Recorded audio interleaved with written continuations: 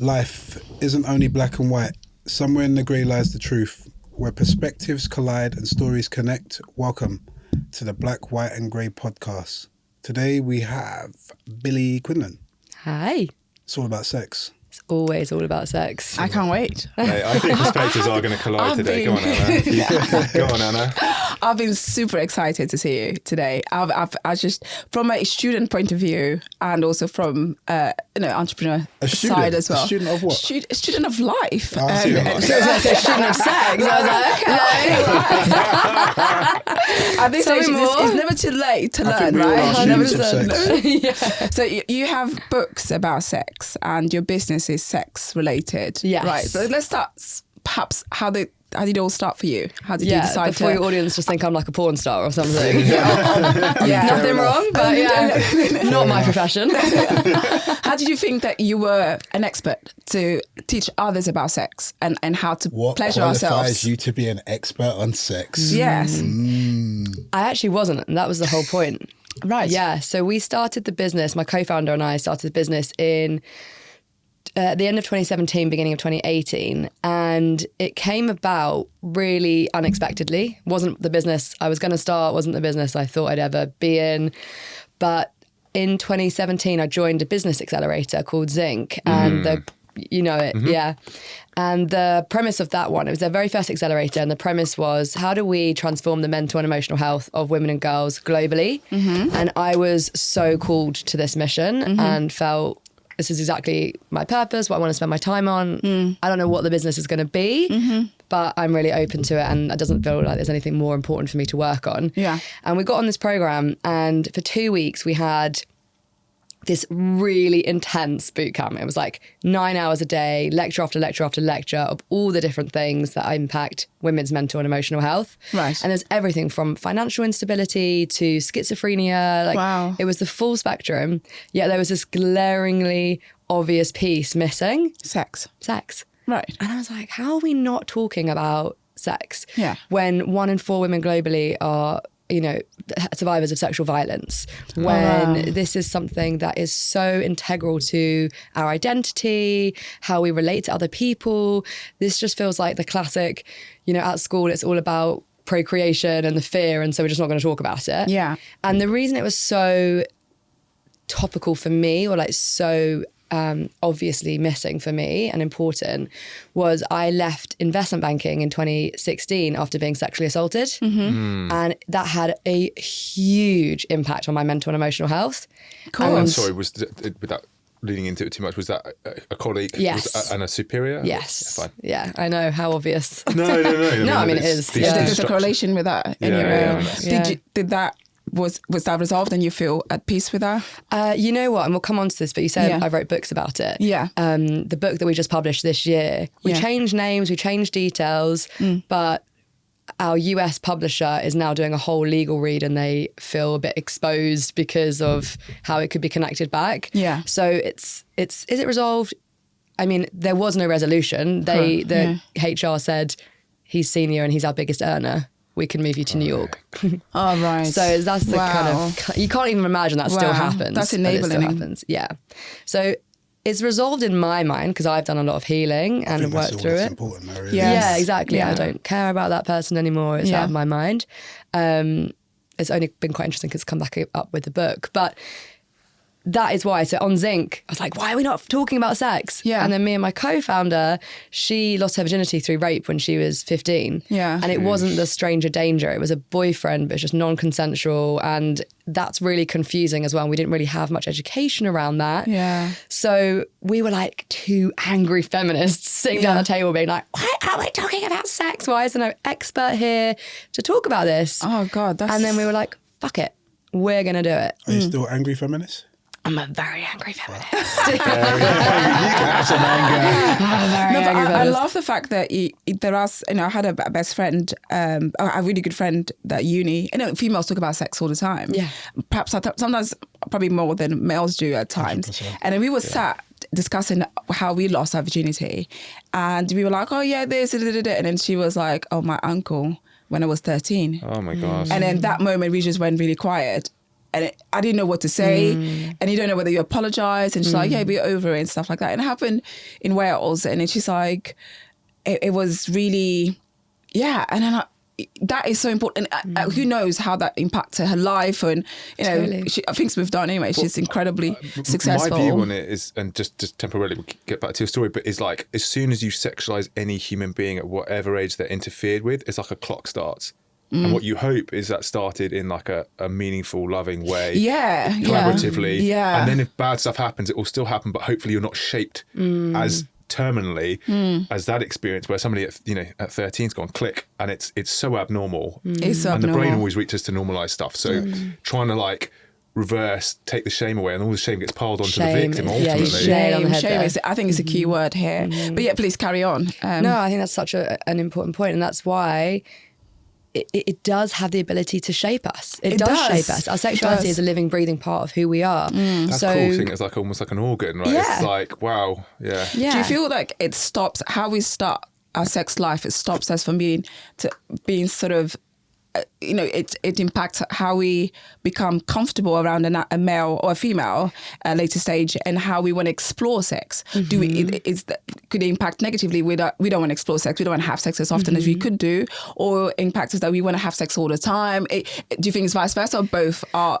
I think sort of collide? It can be either or, Yeah. but I think it's even bigger than just confined to our sex life. I think it really shapes us as an individual. It shapes how we move through the world. It shapes how we relate to other people. If we've been super hypersexualized as a young kid, that shapes how we see our place in the world. I am just a sexual being for the pleasure of other people. Why does that happen, though?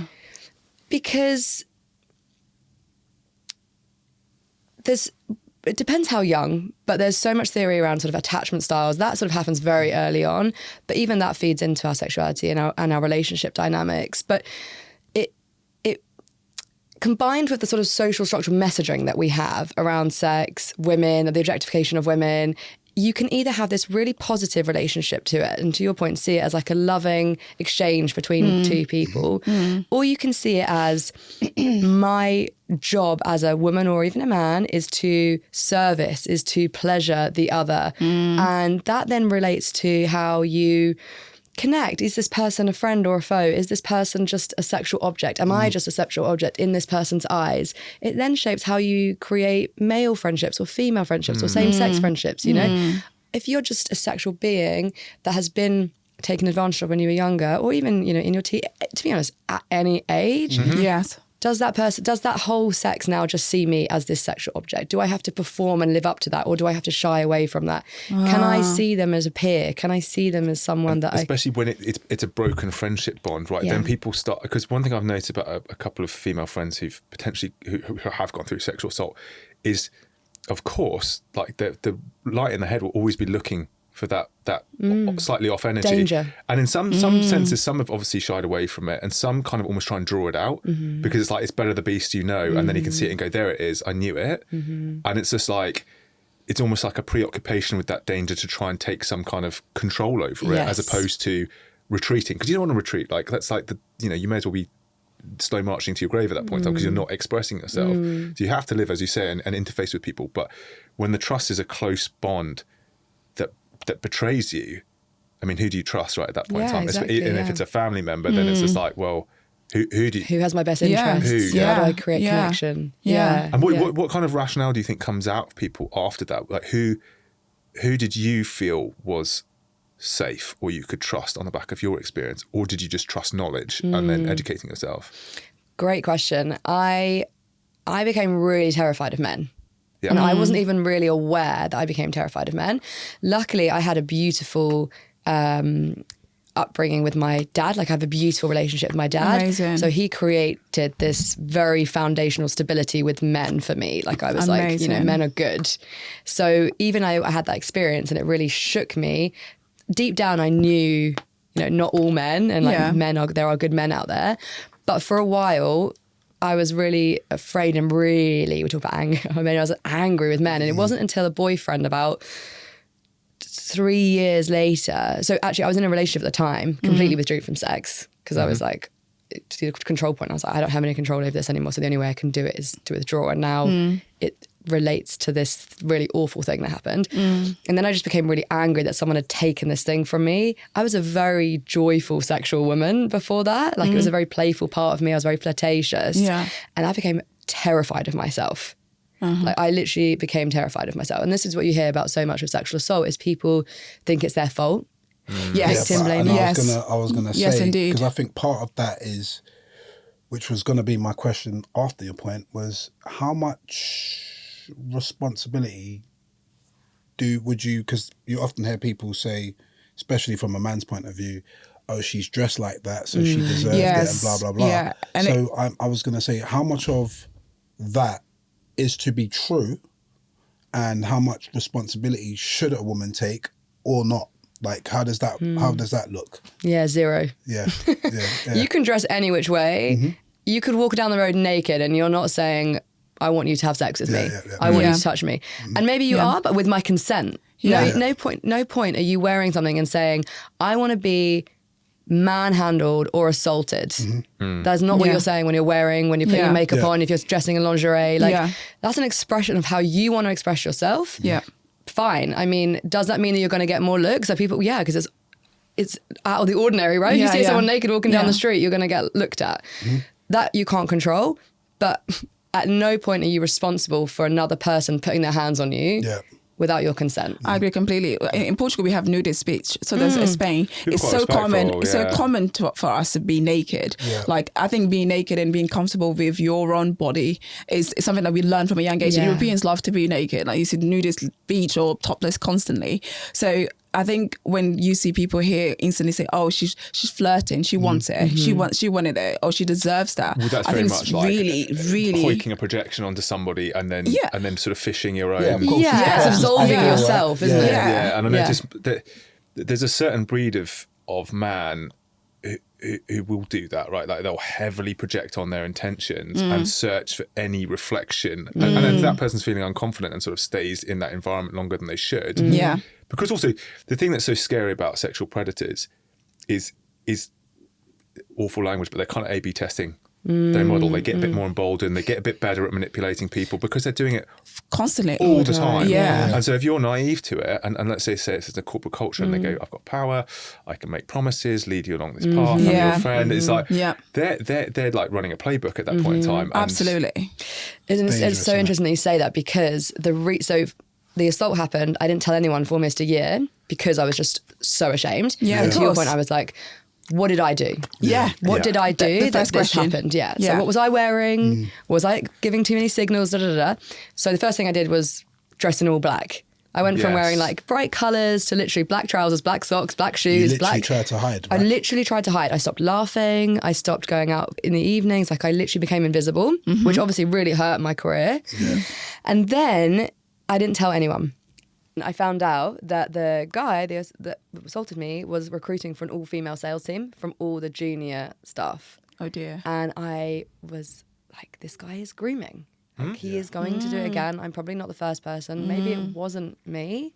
And actually by this time, I'd been working on my mental health, so I was feeling a bit stronger again. And that's when I went to HR and said, look, this happened. This is why I'm speaking up. Hang on, he's still at work. He's still in the office. I don't know because it was almost a decade ago. But I have he to very say that well how could be. brave you were to even protect others. Like some people would have been potentially not quite selfish, But that's but sometimes what you it's step how up you for, deal, right? Is isn't you it? go, actually, if it's She not stepped about up me. for other women to help them out. Well done to you. For that. Thank you. And coming back to the very first start of this conversation, that is why I started my business Ferly because, your question was where did you become an expert to teach other people about sex? Yeah. I didn't. I was a woman that was assaulted who had her sexuality stripped out from her and came onto this accelerator where we were talking about women's mental health and no one was talking about sex and the importance of it. And I thought, who is championing that woman? Who is creating the solutions for these women? I'm going to be a big sister. I'm not going to be the expert. I'm just going to be the person that collates all the information and tries to make it easier for the women behind me to improve their mental health around their sexuality, to improve their relationship to sex. I love that. And then along the way, I've learned a thing or two about sex and I've become an expert, but at the beginning, I definitely wasn't. It was just... Which sort of angle did you learn about sex? Is it about how to be, comfortable, know how to be expressive with your sex life after the assault, or did you learn more practical stuff like techniques and stuff? So which way is it? Did you improve your the technical best sex ability? positions, the 101 Cosmo tips. No, for our experience, much more around the mental and emotional component of it. So there's roughly 51% of women struggle with sexual dysfunctions. Yes. And that can be everything from low libido, pain during sex, sexual anxiety, and inability to orgasm, something called anorgasmia. And it's so common, and it's like double the amount of men that suffer with sexual dysfunction. Yet we have so little language about this. I mean, we all know about erectile dysfunction, we all know about premature ejaculation, but our understanding of female sexual dysfunctions is so much lower. And quite often the women feel, oh, this is just a part of being a woman. Low desire is just a part of being a woman. Women aren't that interested in sex. Because that's the kind of social conditioning we've That's had. a lie. Yes, No, that's a thank big you. lie. You know that's a Absolutely, lie. it's a lie. I think once women are comfortable, we actually probably 100%. like sex as much as males do. more. Potentially. We're I know hypersexual. multiple Yeah. guys who've dated beyond their like match, and they're like, Whoa. tap me out. 100%, much more.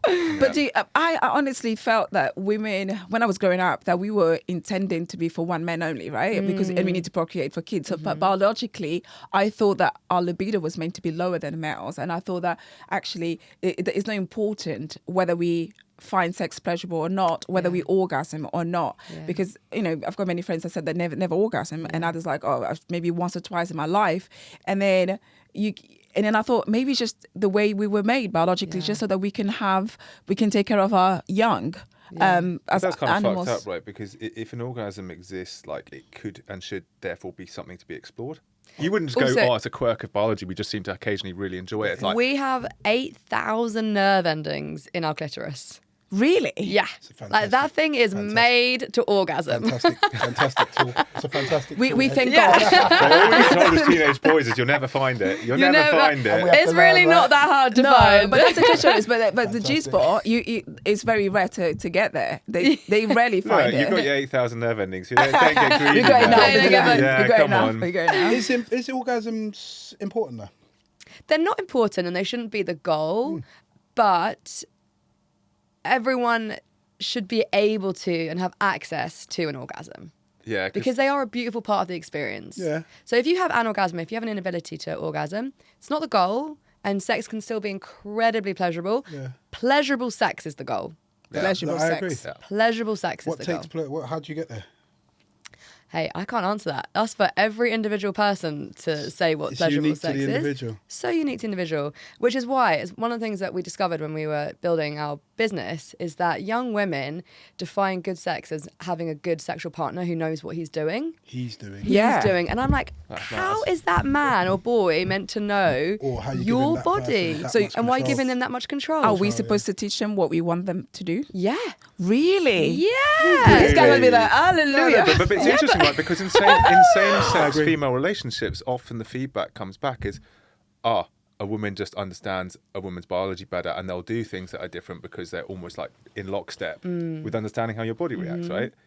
It's something like 64% of the time in a heterosexual relationship, a woman will orgasm, and in a same-sex relationship, it's something like 88% of the time. Wow. So I'm a bit yeah. confused here. So women have to tell or should tell men How to pleasure how them? to pleasure them, Yeah. but women often complain that a man is not taking the lead in most things. I think It's confusing. It is I think How do we confusing. work this out? being from the guilty side of that question is that I think there's an expectation that you should know There is. what to do with us. That's not fair. Like you should understand by now. But then if you don't know what to do with you, like how are we How are going we to... Yeah, supposed to- no, but honestly, that's a valid question. yeah, honestly, and this is where I'm on women's side 99.9% of the time. We get a percent. But you get a point. You get a We get a point. point. On, Zero point point on, one. on teaching. You know what I mean? on this. But I'm like, when it's that- really hard for you unless a 100%. woman. But it's your responsibility as a man to make her feel Oh my comfortable God. enough that she Now we're can here. open No, up. but and I've share. got... Hang on a minute. I think that, No. like, But what- I'm with Billy here. You need to make us feel comfortable for us to express our But sexual. what I will say is side. I think if you tune in Life ain't to fair, babe. our conversation, you get a sense of what to react. Like you should just be tuning in, right? Like pin drop listening and going, I'm following the action reaction cycle to try and navigate communication this. isn't all verbal. Yes. Yes. That's what I was trying to say. yes. Yeah. Some of it is non-verbal, right? I agree. So if a woman is moving your hand this way and you just gonna be like, oh, I'm laser focused on putting my hand there. FHM said this when I was Yeah, 15. exactly. So That's different. So that's almost like you're doing what you want. Yeah. I'm trying to really. Oh, you're a good lover. Here it comes. Here No. we go. Here it Certified lover comes. boy. He's like, let me tell you. No, I am really trying to understand the notion of the man making the woman feel. But does it diminish you to have like a conversation that it doesn't have to be a verbal conversation, but again, does it diminish you to be picking up on signals and working with that?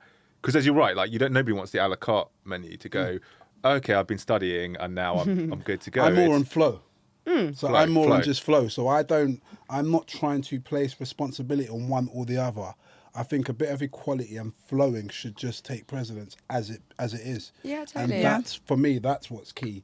But if we articulate in a way where the man is responsible, for me, there's a lot of pressure on men anyway.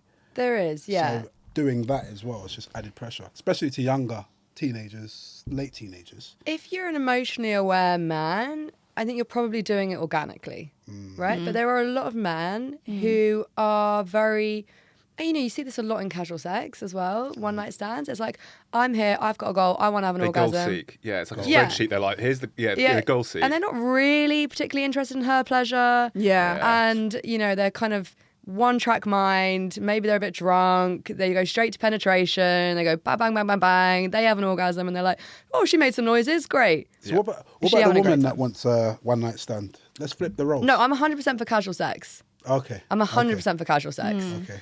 It's just, Different intentions, right? Because Yeah. she can't goal seek in the same environment because she goes, I can't guarantee that this will be any good because I don't fucking know. Whereas he might just go, yeah. Billy, do you think it affects our mental health as well when it comes to casual sex? Because I suppose that as long as, and I've learned something with Ed this week, it's like don't impose expectations. You know exactly what the rules are, typically, generally. The rules of what? Just I think generally of life. engagement with people. Engagement Like, with if people. you're talking to them, Yeah. if somebody goes, I'm never going to have a relationship with you, I'll cut my own leg off before I do.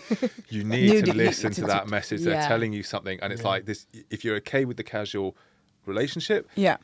proceed. If you're expecting them to suddenly magically U-turn and you're going to try and fix them, I would caution that you should listen to what they're saying because they're not saying it for no reason. And he made a point that women think that we can change men's mind. At some point, we're able to modify things, but Fix them, or you know what I mean? yeah, fix, change their mind. No, just adopt, mold. But what I'm saying is that, do you think casual sex should be done with caution, for instance, because it's those are the moments that sometimes, unfortunately, sexual assault does occur, right?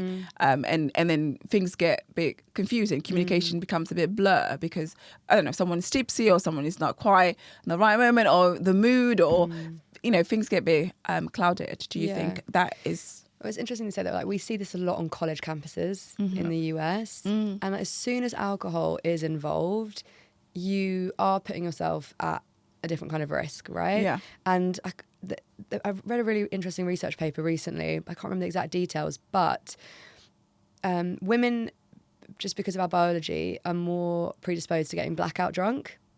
And when you're Okay. blackout, you're still functioning, Oh, Yeah. right? So it doesn't mean that you're on the floor, you're just gone behind the eyes, right? So you're no longer You're- present, you're you're no longer conscious, aware. your conscious Your brain's- consciousness is gone, it's yeah. gone. Oh. Now, in that state, you are very vulnerable Yeah. because Yeah. you don't actually know what you're consenting to, what you're not consenting to. Yeah. And that makes it really hard for both individuals in that experience, right? Yeah. He's also drunk. It's hard to do that non-verbal communication. It's hard to be really aware. Yeah. Well, you're not aware. You don't know exactly. You woman who's blackout, you don't know what you're doing. So I'm not saying at any point here that who the responsibility lays with or that women are ever responsible for it, but it means that it's very blurry. And that's why it's so hard to prosecute sexual assault cases or rape cases. Yeah. Especially in because those. That's super biology. interesting though. You brought in some really like interesting evidence because my view is like after student union nights and stuff, it's the guys who suddenly gravitated towards the women who are like eyes rolling in the back of the head. I'm like, Yes. what's wrong know. with you? You like, Yeah. especially when they do that Yeah. like look side and then they kind of do the hand grab thing. I'm Yeah. like, you're a piece of shit. Yeah. But I agree. And they make me Before so we go angry, any but it's further, just I like do so agree. weak. It's so it's so shifty. Yeah. Yes. But I'm Yes. trying to see the point that Billy made, which I'm trying to kind of fine tune, is the blackout point. Now, if it doesn't look like that type of woman and she still appears functional, because like you said, you're still functional. So you're not there, but you've blacked out. That's the grey area, isn't it? And how do men or how do people work around that? Surely she slurs, right? I don't know, Yeah. But did that's you ever- just alcohol in general. If I'm drinking and you're drinking and we're both slurring, So I don't and drink, we're- so I don't know. No, just as a Yeah. drinker, and we're having a good time. It's just a good time. Now we could have started sober, both of us, and slipped in. And I'm a drinker, and slipped into drinking together. But we both appear to be having a good time. So we're both going down that road. Now, like Billy said, which I didn't know, that blackout period could have started for the woman a long time before I Yeah. recognise it. Yeah. And all I'm seeing is a good time. Let's Yeah. get another drink. Let's get another drink. And I don't mean to be like funny, right? But like, even just on the potential size difference as well. If I'm drinking drink for drink, Yeah. and I weigh 80 kilograms and she weighs 50 kilograms and hasn't eaten before Yeah. she's gone out, and I've eaten Yeah. a big meal with my mates, it's like you can't even do apples It's for not apples equal- on there's no that, equality. let alone the actual biological. No, everyone's like you, Ed. So how do you? Yeah, no, I mean, I'm not you are thinking about such- that, and yeah. I'm not having a conversation about did you have dinner before you come. When I was younger, I would do that now. Yeah. And that's just the responsible. It's maturity adult in comes with that. maturity. You just get an energy right, and it's just like it goes into a vulnerability state, and then I'm like, It's not I feel- appropriate. It's not a turn Yeah. on. It's not appropriate. I feel bad for you. I feel it's like a caretaker, and it's just like Yeah. this is the guys who can kind of take the woman who's not able to stand home. It's like that's not a turn on. That's awful. She just needs to get home. This is not Yeah. fun. 100%. Yeah, And I that's the agree. thing. Like, it is, when you're at college, you're like in your early 20s, your brain hasn't fully developed. Like, That there is a lot of true. drink culture. That is true. There is blurred lines. So it's Yeah. like, just err on the side of caution. Yeah. And also take accountability for your own behaviour as well. Yeah. So, and I'm really excited about this movement of young generation not drinking as much. Oh yeah, it's fantastic. I think it's amazing. I think it's really amazing because, as a woman, you are so much more vulnerable. And as I said, it's not your fault. I never No. would put any place of fault, but it just means you don't have clarity. Yeah. It just means you don't have Education, clarity. right. So you don't know what exactly went down. You don't know what position you were in, and therefore it makes it harder to prosecute. It makes it harder for you to whatever.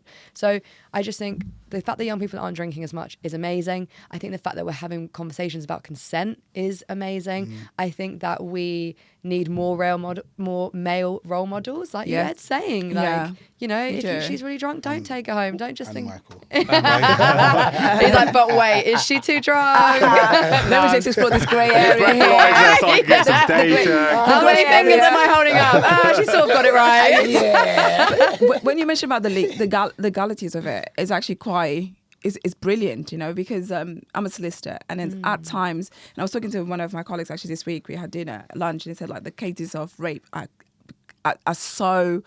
Yeah, there's an increase in that. Sometimes there's a feeling that at times men are victim of it because they are actually women go because they want to get a payout out of these men, which are those that are Well, successful. there's a film about it. Do you see a guy called Brian Banks, who I met, and he was at college, and there was a false rape accusation. He went to jail for 8 years, came out, and then got exonerated.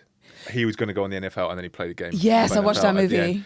But that is the few, not the many, So, right? yeah, It's like- but there's an increase of rape cases, like a huge increase of sexual assault accusations and things like that. But what happens is when you go to court, sometimes, and the rare occasion, there are some videotapes of what has occurred during that room. So now that you've mentioned that, sometimes we don't know when a woman has blacked out. Like when we see in court that she appears to enjoy herself, she appears to be involved, then that means this guy is we can understand from his perspective why he feels there was consent there, even though it wasn't a clear yes or no communication, not being nonverbal. She can make noises, she seems to be enjoying herself. Let's close this case. But now that you've mentioned a blackout, it could be that potentially we could be prosecuting more people. Yeah, I mean, you're not if you're in that blackout state, you're not actually consenting because you don't have the ability to consent. Because Correct. you're completely gone. Yeah. We But should really- the thing that makes rape traditionally really hard to prosecute is that you can orgasm even if you're not having a good time. Yes. Yes. Right. So a lot of this, a lot of Yes. cases back in the day, and this has changed as the science has become a bit more evolved and we've understood this more, but it's something called arousal non-concordance. So it means that your brain and your body are doing something different. Yeah. Oh, wow. And this is actually incredibly common in women, actually. It's like something like 90% of the time you're in arousal non-concordance, but you can have an orgasm even if you're being raped. Yeah. And so then they're like, well, she must have liked it. She had an orgasm. Got And it's it. like those two things aren't a correlation. I love this. Yeah. I'm just trying to work out how we get around this, because it is very grey, isn't it? Michael, you want to know how because we resolve this not just for situation me, with the but grey? There's victims out there that obviously are falling victim to it, both male and female. There's men falling into a trap thinking that it's consensual. But you know how we get around this? We get around it through education. Yeah. Yeah. We get around it through education and communication and awareness. And so that's why, platforms like Ferly are so important. Yeah, can you give us a strap line for it? So if you were going to sort of do the VC pitch. Yeah, so it's actually a sex therapy app for women. Yeah. So it focuses on sexual dysfunctions. So if you're experiencing any of those pieces that we spoke about earlier, low libido, anxiety around sex, inability to orgasm, sexual anxiety, pain, during sex, you'd come to traditionally see a sex therapist. There's something like a 2.5 year wait list on the NHS. Wow. Who's waiting 2.5 years? God. It's so long. What you're getting at the end of it as well. from the Exactly. NHS, yeah. And it's incredibly expensive if you go private. You could be like, for a good therapist, and a good therapist is worth their weight in gold, you're maybe paying like $250 a session. You need upwards of 12 sessions. It's a lot of money. Our app is under $6. I think it's actually at the moment it's like £40 a year. And we have worked with some of the best experts within this field and created self-serve content. So it's very much like a Headspace or Calm, but for your sexual well-being. Okay. Amazing. So you can follow these programs, you can go through the clinical interventions, but you can do it at your own time, in your own home. It's never going to be a replacement for in-person therapy. Yeah. But boy, it can take you a long, long way Amazing. and give you Especially something on that right then and waiting there. list. Is that why? Because you mentioned before backstage that you went to LA to America. Is that why you went to America, so that you could develop your business there in a way that you potentially saw that you can do in the UK? Yeah, so we're a consumer app. Yeah, And the US is just a way bigger market. absolutely. Yeah. So we raised some money in 2018. We raised some more money in 2019. We actually had the founder of Calm as one of our early investors. Michael. Yeah, Michael. amazing. Yeah, lovely, great friend of mine. Good name. And Great what's name. that? Yeah, great name. Great name, Michael Acton Smith. Just Michael. Michael. Yeah. And they were very keen on us moving to the US. They'd had real success with Calm. Freudian slip there, Headspace. Yeah. They had real success with Calm, going over there, building it from the stateside. There's way more capital available in the US Absolutely, for consumer yeah. products, or there was. We sort of then entered the worst phase ever of the COVID 2020, Yeah. 2023 Yeah. years. But yeah, we were seeing a way bigger uptick in the US than we were in the UK. They have a Amazing. different kind of relationship to sex out there and how they speak about it. What was interesting, we knew we'd be able to capture the coasts, so like the LAs, California, New York, that they're very progressive, obviously Yeah. very left. We knew we'd be able to capture those. Yeah. Our fear was, how are we going to get middle America? Yeah. And what we saw was such a huge response from Christian women because there's so much religious sexual trauma Yeah. because of all this messaging around, Internalized purity. Yeah. You can't masturbate, Yeah. that's sin. Yeah. And I remember I had this conversation where this like seared into my brain. I'll always remember this. This woman rang me and she was so distraught. So I used to do like user feedback sessions. Yeah. So you could book a call with me. So she booked one of these calls and she was like, I need to share something. I just feel so embarrassed. I'm such a bad person. And she was like going on and on and on. I was like, has she fucking murdered someone? Like, what is she going to disclose on this call? And she was like, I masturbated at lunch. Good on you, girl. I know. I'm glad she enjoyed herself. Yeah, I was like, get it. And she was like, it's so sinful. And I was like, God, what has happened here? What have we done? Yeah. So yeah, the middle America It's opened up for us. weaponized guilt, isn't it? It's like, man, Yeah. there's people murdering people and all sorts. It's like, I promise you, God's not watching Yeah, you but I don't know. waiting to. Religion's religion. Religion, Religion's religion. it's very Complicated. conflicting. But like anything, right? Like It's you very can conflicting. load like systems of thought into people's brains, and it weaponizes against them. And one thing I'd 100%. say that happens, I think, with men, and possibly a cause of some difficulty, is this binary relationship with like, you better shuffle to the heterosexual side, because if there's a faint inkling that You're definitely gay. that you're gay, then you're on that team, right? And I think some men probably internalize a lot of that shame, guilt, self-loathing until they can either get off that path. Like, I've got mates and we're like, I'm not saying anything, but you know, if you came out, that would be fine. Yeah. We probably would understand that that seems to fit where Yeah. you're at. They will Never come out. probably not, or not for a while. In fact, the headmaster of my old school came out at 65. Yeah. Jesus. He had 2 kids. Wow. He spent 65 years of his life like just Yeah. and it would all internalize as guilt and shame. It's like that eats a person that alive. is a Yeah. person's life. That's a Yeah. life wasted, But right? you I know mean, what? men won't even, so many men, heterosexual men, not gay, heterosexual, certain heterosexual, won't even open to the idea of a little bit of anal play. Little finger in the bum. Not even talking about as far as pegging, but even pegging. There's a reason that gay men love that. It feels great. There's so much pleasure in your anus. Fingers don't need to go in there. But it's quite an attitude of like, if anything goes in my bum, it means I'm gay. Rather than like, there's a huge amount of pleasure just to be had in there. It doesn't mean you're gay, So but that's... Michael's like... But I think What do you mean about this? no, But you if know, you just get your Billy prostate has a examined great point. just to see how, you Yeah, know, exactly. it's medical. Start with the prostate. Start with the yeah. prostate examination. You get in your 40s, you know. It's, Yeah, And you then keep tell me coming how back it is. every month for this prostate exam.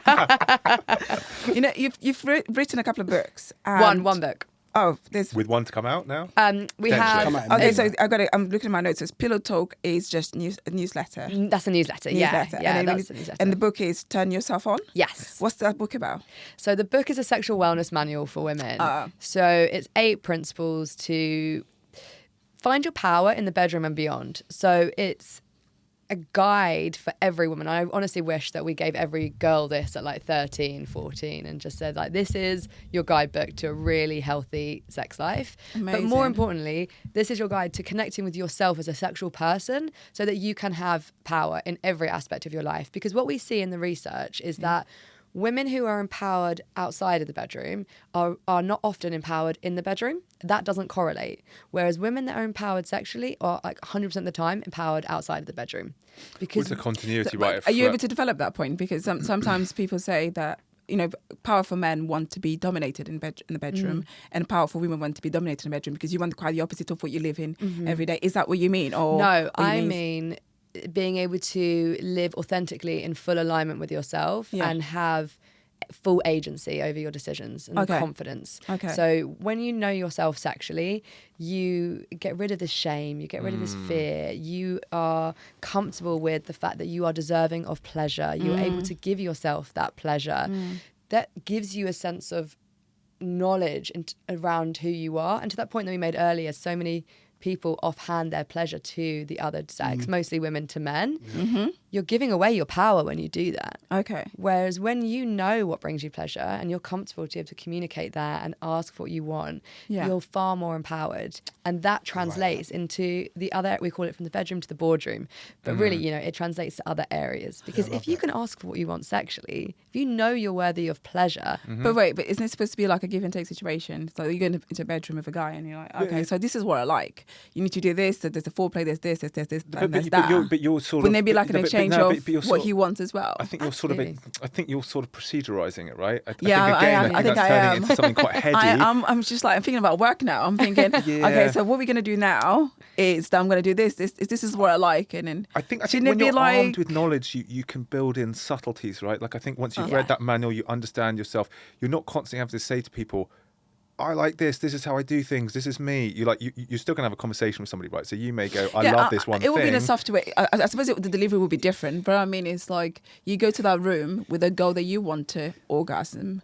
And then you want to... You want But that's to have goal pleasure. seeking, right? That's goal No, You want to seeking. have this is- pleasure. this is it. okay, that's pleasure. I want to Yeah. have pleasure. And at that point, but this is what he needs to do It can be to tick the two-way. box. To, We both want to have pleasure. Rather than, I don't know what brings me pleasure, so I'm completely abandoning myself and hoping that he's able to give that to me. Yeah. Okay. And I'm going into this experience, no idea what he's going to do, how he's going to do it, whether I'm going to get pleasure.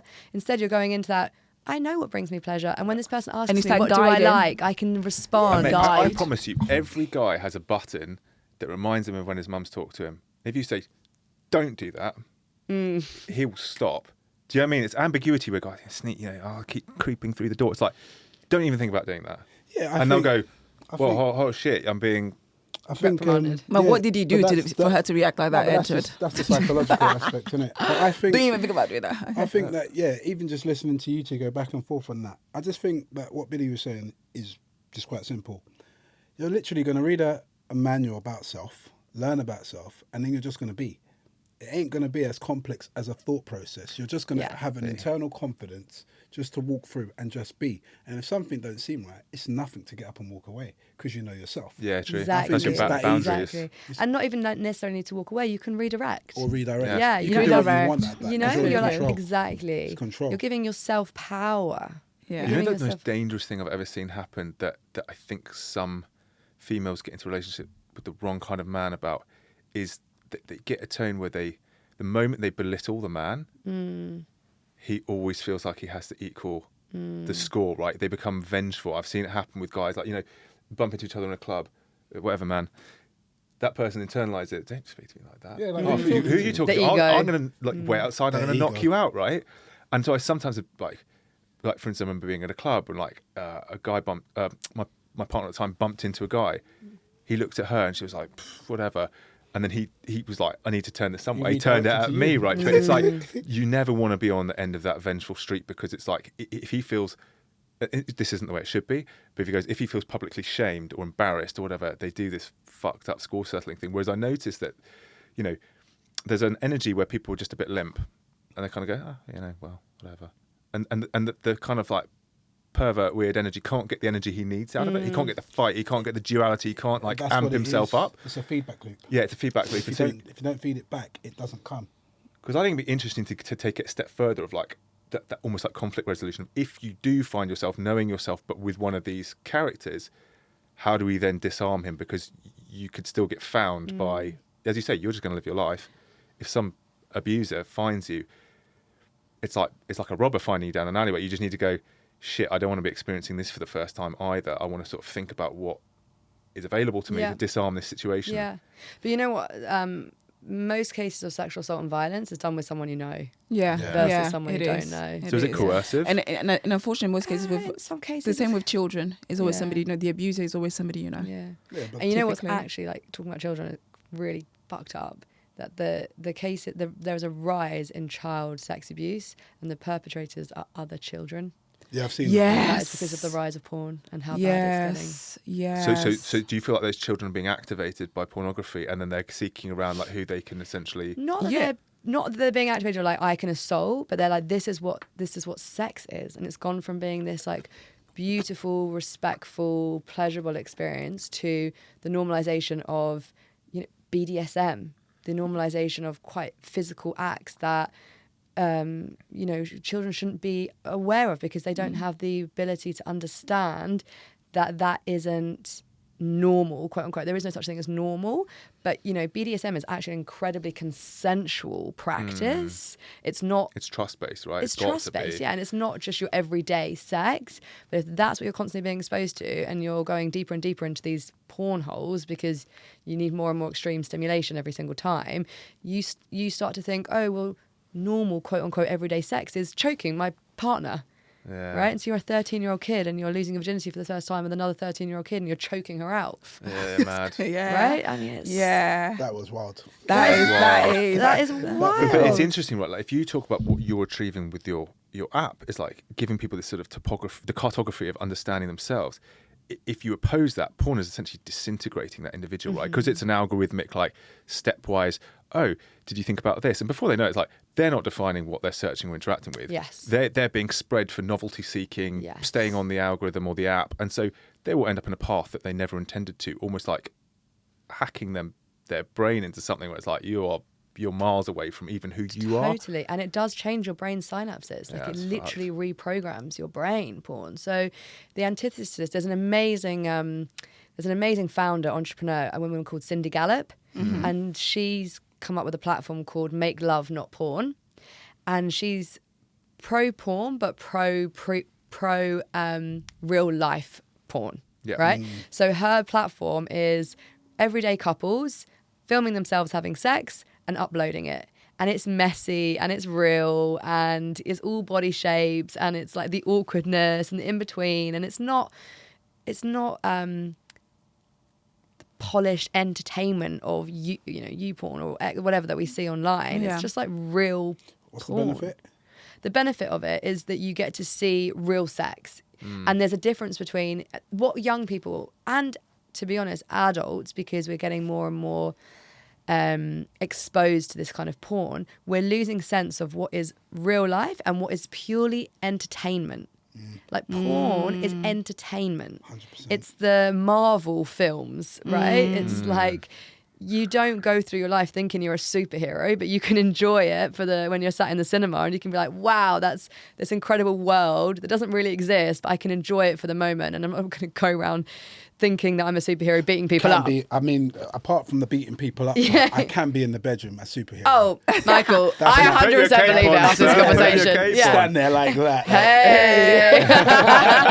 You cool. You actually, I've heard about you. You wear a Oh, cape, dear. don't you? You wear a cape. Was you there? Yeah, I was there. Peeping Tom in the corner. Hello. Yeah, but and so the way I see it is like, okay, then why aren't we really cracking down on the porn industry? Why isn't it like being hit with like we know that it's bad? Is it bad? I think I think it's creating problems. Would Yeah, be my definitely, especially Is for it a young net people. positive or net negative? I think it's making a lot of men feel lost in shame and. But that's why they've introduced the rule of uploading your ID to.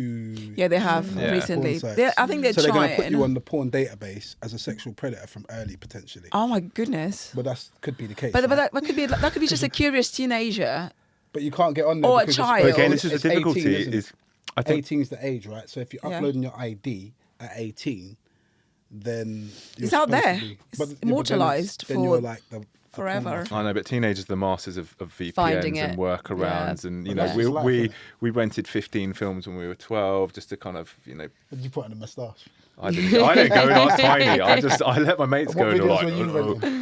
No, it was like what, like Die Hard or something. You're like, What- I what watched is that that? film. And you What go is to that? Blockbuster, but you're like, oh, I can't Yeah, go to yeah, Blockbuster. yeah. Your It mate's should be a like, PG. What Yeah, is but to that? be What's fair, that? I remember when we was going into news agents and they had the top shelf with the porn magazines. Top Shelf Terry. That's Top my shelf. granddad. We called him Top Shelf Terry. His name was So- Terry, but we but used as to a take young my boy- cousins to the top shelf.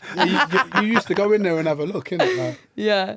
but it was curiosity. yeah, the shopkeeper would be like, Yeah. get the hell out of the Yeah. shop. And you'd be No, like, he left you in there. Yeah, he locks you in. But the antithesis is again, education, right? It's having a conversation with the biggest educators are your parents. Yeah. Right. And that is what is really scary, because parents aren't qualified and probably haven't grown up in a generation where they've had really powerful and productive conversations. Absolutely, around sex. yeah. But you learn from a very young age from your parents. That Yeah. I don't know if you guys any of you have kids. I do. Yeah, Yeah. Okay. Yeah. They're literally mini yous, aren't they? Yeah. They literally follow and do everything you do, and they become little mini versions of you.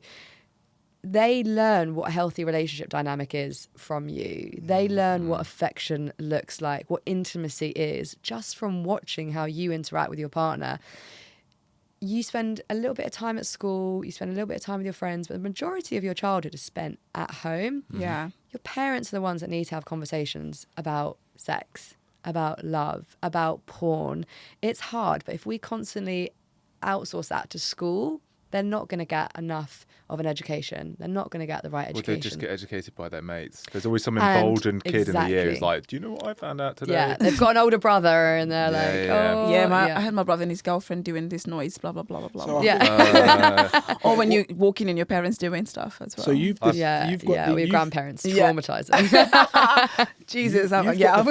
you've got the female side sewn up to a certain degree of education. Is there a male alternative? There is Great actually, question. yeah. There's a really good app called Mojo Men. Yeah. And Mojo is a sex therapy app for men, basically, yeah. And it works on the psychosexual component, so the mind-body connection. Yeah. Hmm. Yeah. I think that's because they'll probably need to work on. I think a lot of men probably have. I think they spend a lot of their time separated from brain, body. Do you know what I mean? Like we you know, if we go out and do sports which make no sense, right? It's like you break limbs and do all this. So like you're not sitting there thinking, what does my body think of this? You kind of Boys are boys at that point. Yeah, like, yeah. You do some stupid stuff. Though, really stupid stuff. But yeah. I mean, I'm a tomboy, so I'm like, yes, Yeah. I'm one of, I'm one But do you know of what I those mean? It's boys. just like the moment you're injuring your body, or like I remember when I fractured my eye socket and then I fell off a motorbike a month later, broke my leg, and I was like, I just had a wake up call, and I was like, you've got to take care of your fucking body, Yeah. man. This is stupid. Ooh, God, at least you had that wake up innit? call. I kept I going. still keep going.